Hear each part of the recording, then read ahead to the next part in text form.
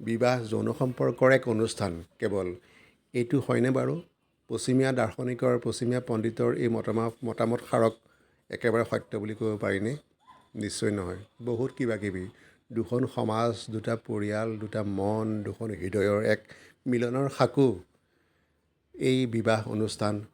আমাৰ ভাৰতবৰ্ষত বিভিন্ন জনগোষ্ঠীৰ মানুহ আছে। তাৰে অসমত থকা যিটো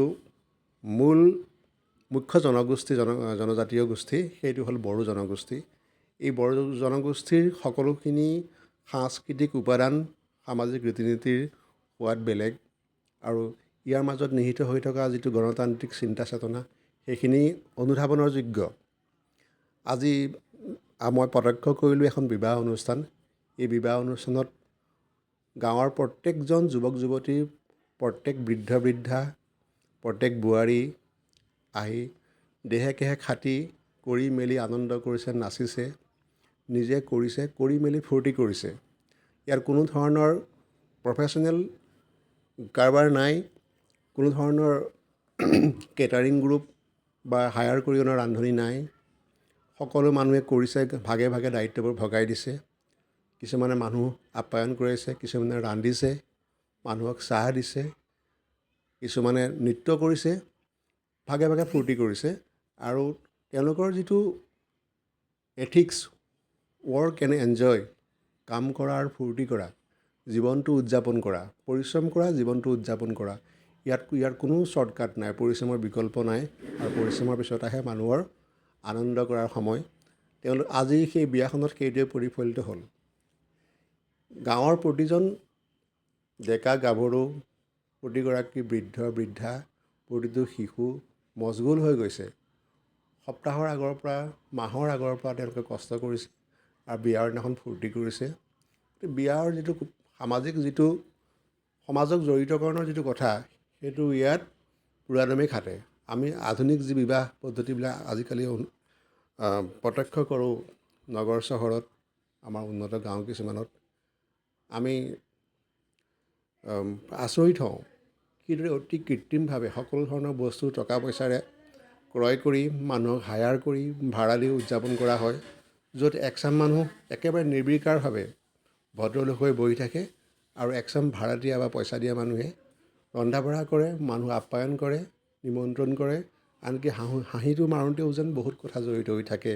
তাৰ বিপৰীতে আজি যি বড়ো সমাজৰ যি বিবাহবিলাক আমি প্ৰত্যক্ষ কৰোঁ, তাৰ পৰা আমি শিকিব লগা বহুত কথা আছে। জীৱনমুখী তেওঁলোকৰ সকলো চিন্তাধাৰা। পৰকালৰ কথাটো ইমান নাই। বিয়াৰ প্ৰাকমুহূৰ্ততে এয়া চাওক, চিজু গছক বুঢ়া বাথৌ বা তেওঁলোকৰ বুঢ়া মহেশ্বৰ জ্ঞান কৰি তেওঁলোকে আশীৰ্বাদ লয়, আৰজ কৰে, দৰা কইনাৰ মংগলৰ কাৰণে প্ৰাৰ্থনা কৰে। চিজুৰ যি পঞ্চশীৰ, সেই পঞ্চশীৰ পঞ্চনীতি, কীৰ্তি অপতেজ মৰুত বোম, অখা বাৰ চান হাঁহ দৈ, এই পঞ্চনীতিক তেওঁলোকে মানে আৰু এই চিজু গছৰ 5টা শিৰত ইয়াত বিদ্যমান বুলি ভাবে। তেওঁলোকে যিখিনি কাম কৰে, ইয়াত ধৰ্মীয় যিটো তেওঁলোকৰ পৰম্পৰা সেইটো প্ৰতিফলিত হয়। এনেকুৱা ধৰণৰ সাংস্কৃতিক চেতনা এটা মানুহক আজিৰ যুগত খুবেই দৰকাৰ। যিটো সময়ত বিশ্বায়নত গোটেই মনোকালচাৰৰ এটা ধাৰণা আহিছে, খিলঞ্জীয়া ক্ষুদ্ৰ থলুৱা যিবোৰ কৃষ্টি সংস্কৃতি সকলো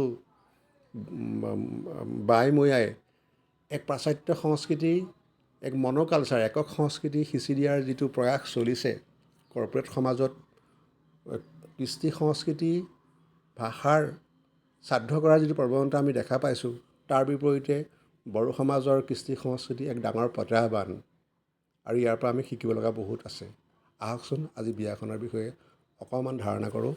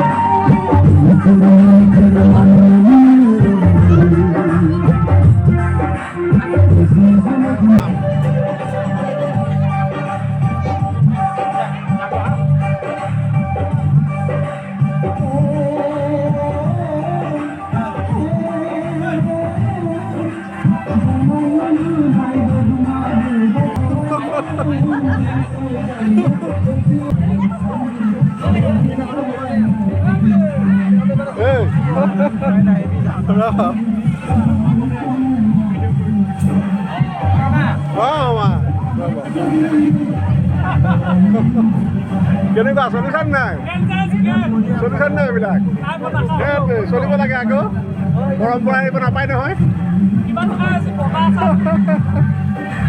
ৰ'বা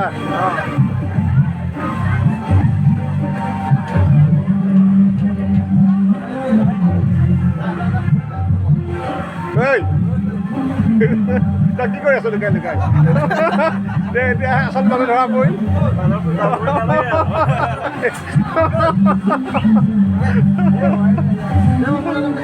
গাহৰি না হয় সেইটো যিটো গাহৰি হয় সেইটো গাহৰি হয় সেইটো গাহৰি সেইটো গাহৰি হয় সেইটো কি সেইটো মুড়িঘণ্টা আছিলে সেইটো মুড়িঘণ্টা ন সেইটো চালাড সেইটো কি নিৰামিষ চব্জি সেইটো নিৰামিষ চব্জি দালি এইটো ৰহৰ দালি নে মচুৰ দালি আৰু এইটো মচুৰ দালি একে দিয়া মাছ ন বেচেৰাই ভালেখিনি যোগাৰ কৰিছে